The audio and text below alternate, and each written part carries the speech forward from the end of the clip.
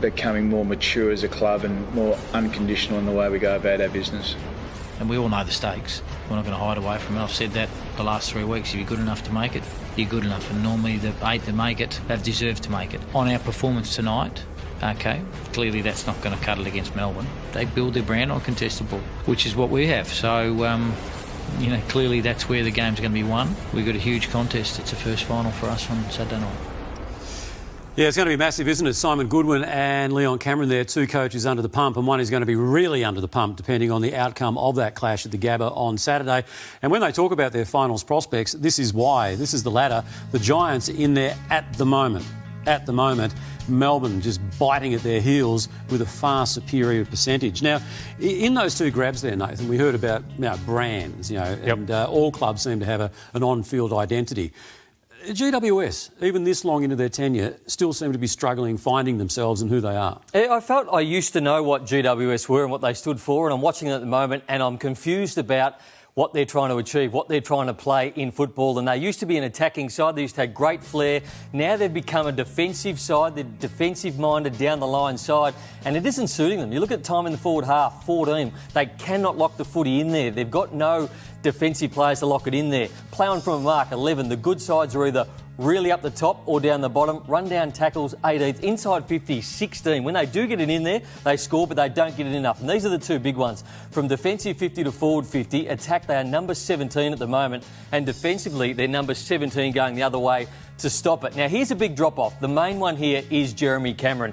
3 goals down to 1.9. His ranking points are down. His assists are around the same, but his involvements overall are down this year. And I look at them so far this year and I'm just confused about where they are, how they're trying to play, what they're trying to do, what they're trying to achieve. Are they an attacking side or are they defensive? They used to be attacking, now they're defensive. But I think they've found somewhere in the middle. They're not good at attack anymore and they're certainly no good at defending. I think the only good thing about the Giants this year has been their back 6. I think their back 6 of Shaw, Keefe, Haynes and Core have stood up really well. And I think they'd be looking at some more pain if those guys hadn't stood up this year. Yeah, well, I think there's been a talent drain on GWS from 2016, and a graphic will come up where we looked at what they had, quality of draft picks in 2016. So really simply, you can see the top 3 draft picks, priority 17-year-olds. A lot of those guys would have been touted as pick 1 the next year. So, and top 10 draft picks. So they've gone from 14 to 7. And let me get this right. The players that have gone missing have been Shield, Devon Smith, Tomlinson's gone, you got Scully, you got Griffin, Patton's gone. Rory Lobb, you got Nathan Wilson. So that's an enormous talent drain. So that's occurred over 4 years. And we know they've been picked off and they've got some young talent underneath coming through, like a Green, you get Taranto. But I don't think they're as talented or anywhere near as talented across every line as what they were, and that's taking its toll. But back to your point, against Adelaide, those numbers of D50 transition and stopping opposition transition was there for us, 17 in each category, was there for us all to see on the weekend against Adelaide, who haven't been renowned for moving the ball, and they sieved them out of their front half. And really, GWS couldn't move the ball out of the D50.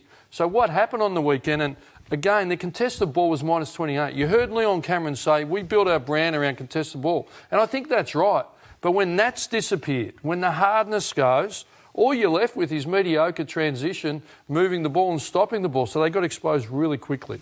Eddie, the window doesn't stay open for very long, does it? And I think most people would have expected the Giants by now to have won at least 1 premiership. Are you surprised they haven't even done that? Well, they're pretty close, Tony, when you have a look at it. Against the Bulldogs, they got knocked off by less than a goal. They got through to the grand final last year.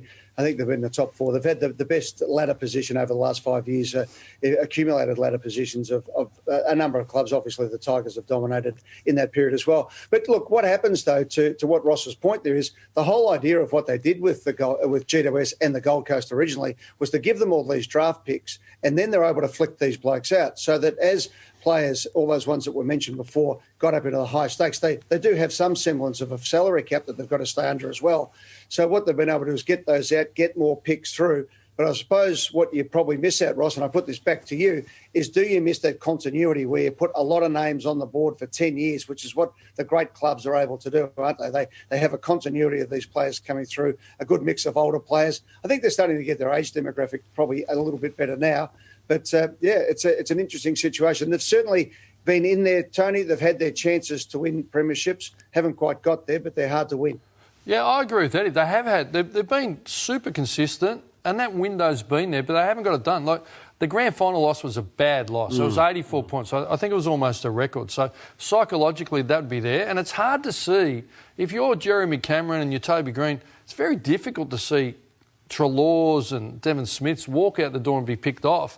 And then, Taranto's got talent, but is he at the level of Treloar yet? No. But so it's going to take some time to gel that group together. But history shows, doesn't it? I don't know whether more often than not, but a side that does get a thrashing in a grand final comes back bigger and better the following year.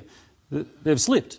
Well, I don't know the exact facts, whether you do or you don't. But, you get what you deserve, and they have slipped. They have slipped. So no one in their wildest dreams, I mean, it's been an incredibly unique year and COVID. And look, they had an early morning flight on the weekend against Adelaide. But no one would have pictured them missing the 8. We're all staggered a little bit. I don't think we can blame missing the flight. I thought they were cherry ripe. I thought they're absolutely cherry ripe to get done by Adelaide. Not that I'm a tipping genius. You only have to look at my tips in the Australian to see that. But from up here, you really see the teams that have had to have a quick turnaround.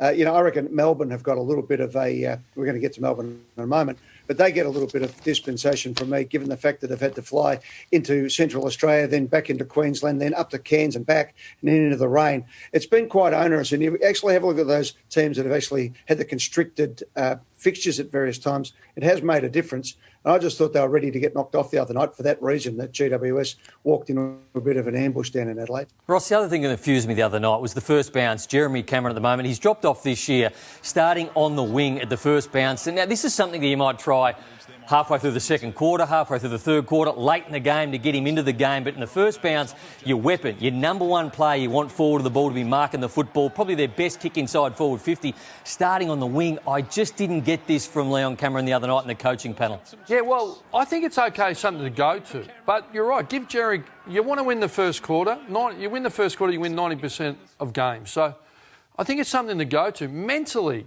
it's not a great signal to the opposition. Well, Jeremy Cameron's starting the wing. The defender would go, thanks very much. He's out of the way. He's not in the goal-scoring space. They would have had logic behind it, but it's hard to figure it out from the outside. Doesn't look to be playing with the edge that Jeremy Cameron has been associated with, that angry edge. This is a couple of years ago now.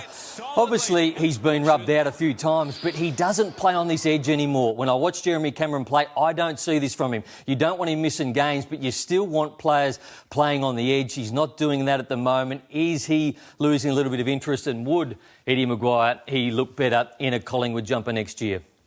He'd certainly look better in a Collingwood jumper. Where is he? What hotel is he in? I'll jump the fence and deliver to him now. But to your point... Look, he's a good player. But you're right, though. It's a good point you make, though, Brownie, that he seems to be... And whether or not that incident there slowed him down a little bit on that, because he copped a fair bit of criticism. Sometimes that can just slow you up a little bit. Well, you've got to play on the edge as a key forward. We've heard Tom Hawkins get criticised, but you know what? He keeps playing on the edge. You really need to. It's a split-second difference between successful and unsuccessful as a player in the AFL.